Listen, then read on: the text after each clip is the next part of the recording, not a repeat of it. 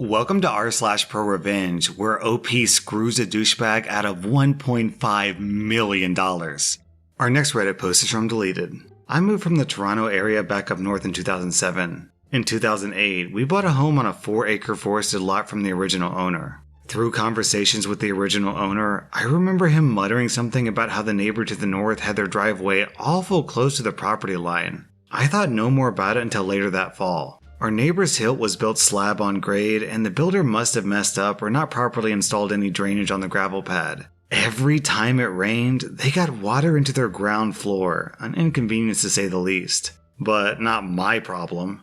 That is, until the neighbor rented an excavator and had a deep ditch dug all along the side of his driveway, dumping all of the rocks and spoil from the excavation onto our property. We also lost a number of trees, these all being mature black maple sugar bush trees. I was getting concerned. We had problems with a jerk neighbor in Toronto and ended up having to get a survey and put up a fence. I wasn't going to lose any sleep worrying about it this time. I called for a surveyor to get this over with. It turns out that the Ontario land surveyor firm that I called were the ones who surveyed the development when it was built 10 years earlier. They had no trouble mapping out how and where the neighbor's driveway for over 100 feet arced up to 12 feet onto our property. Never mind the rocks and dirt in the bush beyond that. I sent a registered letter with a copy of the surveyor's findings and a polite letter to the neighbor. With registered letters, you have to sign to pick it up. They received it, but didn't respond. I waited a month and then sent another registered letter.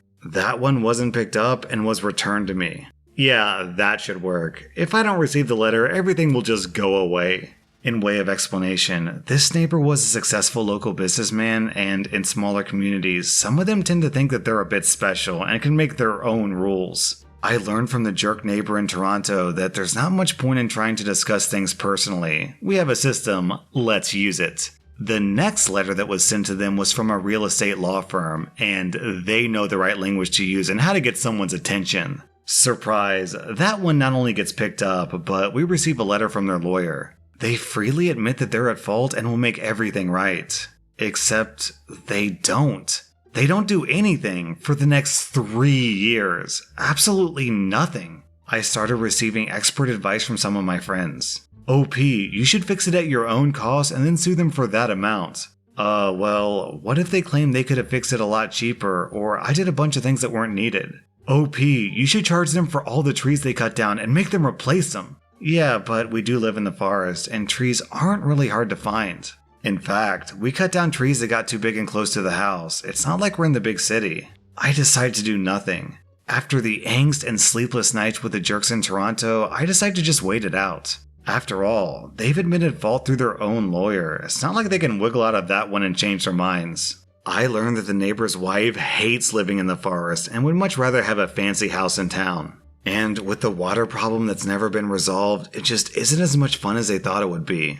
4 years later, and I got what I was waiting for. A realtors for sale sign in front of their house. I stop and take a picture of the sign so that I have the phone number of the listing agent. I call them as soon as I get to work. Hi, this is OP. I see that you're listing a property at such and such location. You may not be aware of this, but your client is trespassing on my property. Of course, the neighbor can't pretend that this isn't true, and now they have to clean up the mess to our satisfaction before the property can be sold. Oh my, the 5-yard dump trucks ran for close to 3 weeks. They hauled load after load after load of topsoil. It had to be dumped, spread out, and compacted.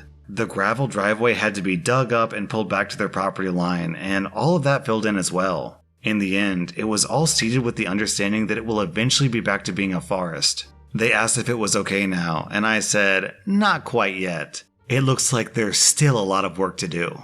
All the weeping tile, rocks, and piles of dirt were removed as well. Not a job easily done, and very time consuming. Don't get mad.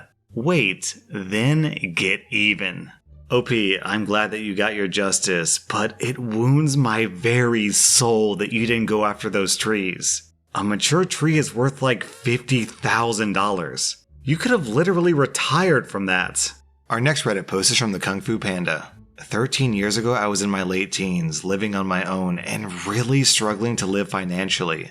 One of the few possessions I had was an old laptop. My laptop had stopped working properly, and while I'm fairly proficient in using a computer, I had no idea about fixing them. I did a bit of searching on the internet, but couldn't get it working, so I asked my stepdad to take a look. He takes a quick look and says that it's screwed, but he'll take it off my hands if I don't want it, and I said sure. If it's broken, then it's no good to me.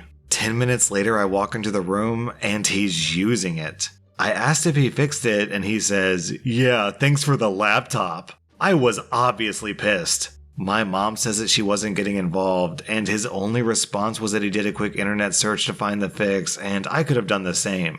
I was broke, and he took one of my only possessions even though he had a PC and a laptop already.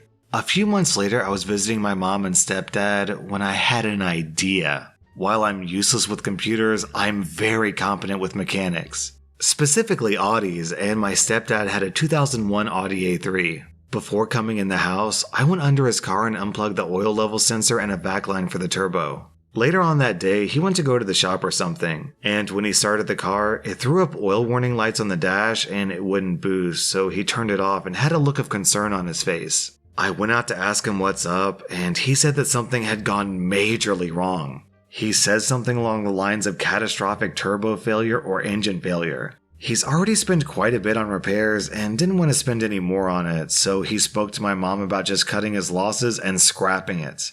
I asked him how much it's worth at the scrapyard, and he says 100 pounds. So I ever so graciously offer 120 pounds to take it off his hands to maybe part it out, which he accepts. He signed over the title and wrote me a receipt of purchase and handed the keys over. I walked outside, lifted the hood, pretended to look at my phone for a minute, went under the car and plugged the vac line and oil sensor back in, fired it straight up and drove around the block. When I got back, I gave him a thumbs up and said it's all fine now. His mouth was wide open and he was mega pissed. And my reply was, "You could have found the solution too with a quick internet search." He tried arguing that it wasn't fair, and if it's working, then I can't just take his car. But I just said that he didn't have a problem tricking me out of my laptop, and that he's already signed the car over to me, so tough luck. My mom kinda laughed and said that she's not getting involved and that it was his own fault. I still have his car to this day, and it's practically in showroom conditions and runs sweet.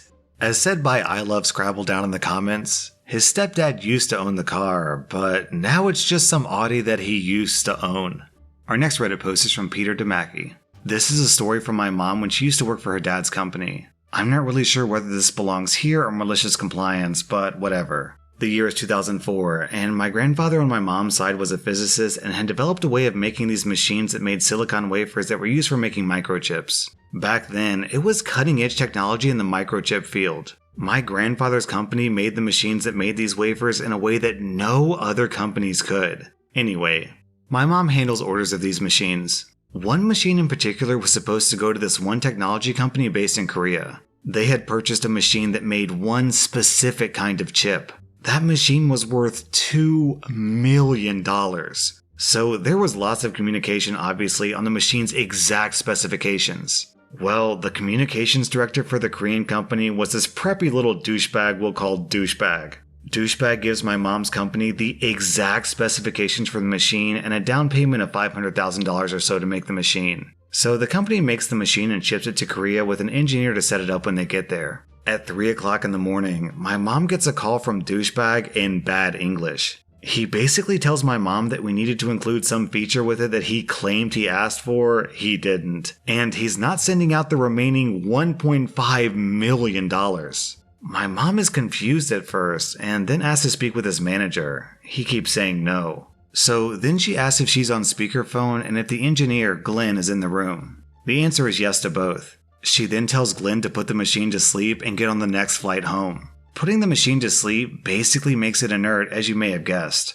Only our engineers could turn the machine back on. She then asks if Glenn understood her, and Glenn says yes. Then she hears some hushed talking. Glenn later told me that another Korean guy was asking Douchebag if Douchebag know what my mom said. Douchebag did not. The other Korean guy tells Douchebag, and Douchebag starts to yell at my mom, and my mom hangs up. 20 minutes later, the phone rings again, and it's Douchebag's manager. Douchebag was fired after the machine went to sleep and Glenn left the building. Glenn was almost at the airport when my mom called him, explained, and told him to go back. The $1.5 million was released and all ended well, except for douchebag. Our next Reddit post is from Abort Retry Implode. 2 years ago I started a distance PhD program. My very first full semester in the program consisted of an intro course, which was basically, welcome back to school, here's how to do research, here's how to do APA citations. A lot of it focused on proper APA writing, and one of the first assignments was just doing a simple abstract. Okay, I can do that. I pull out my trusty APA guide, which I just bought online to complete the assignment. And I got a D-. I was utterly shocked. I'd followed the book to the letter. How the hell did I get a D-? I messaged my professor and told her I followed the book exactly, and she did the academic equivalent of patting me on the head and saying, "Of course you did, dear." By this time, I was thinking I was out of my mind. I sent a strongly worded letter to the APA that basically said, "What the hell is wrong with you guys selling a book like this?" They wrote back and did the business equivalent of patting me on the head and saying, "We're sorry you didn't like our book."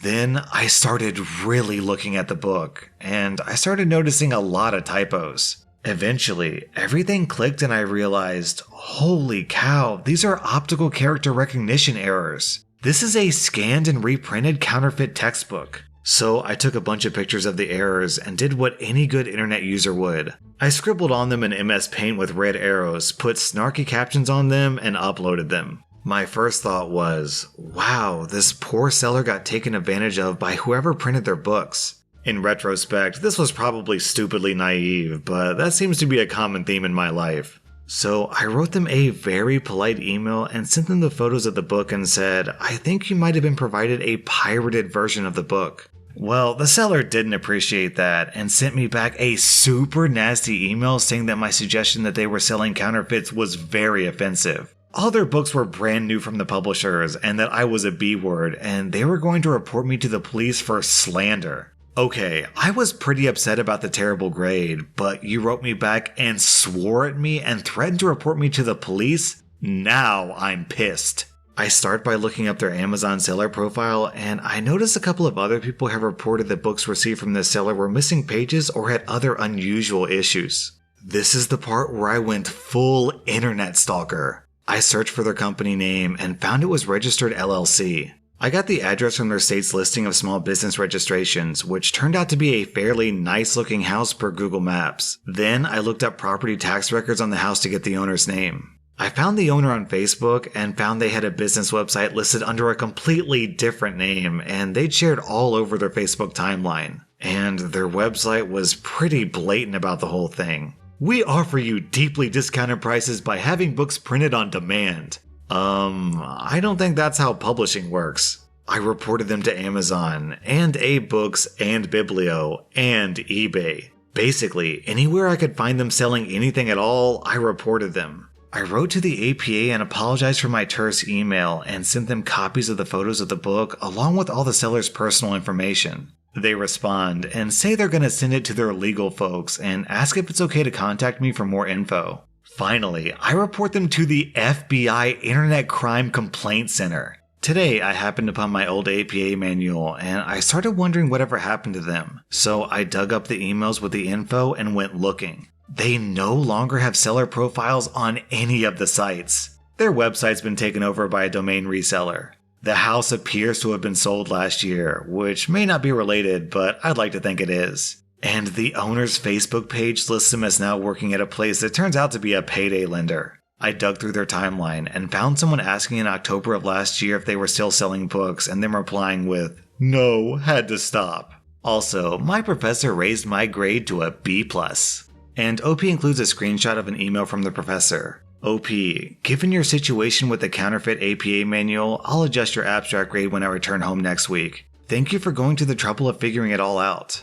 And to think, all this guy had to do was be nice and apologetic in the email that he sent to OP. If he had just sent OP a refund, then he'd probably still be making counterfeit books and bringing in the cash hand over fist.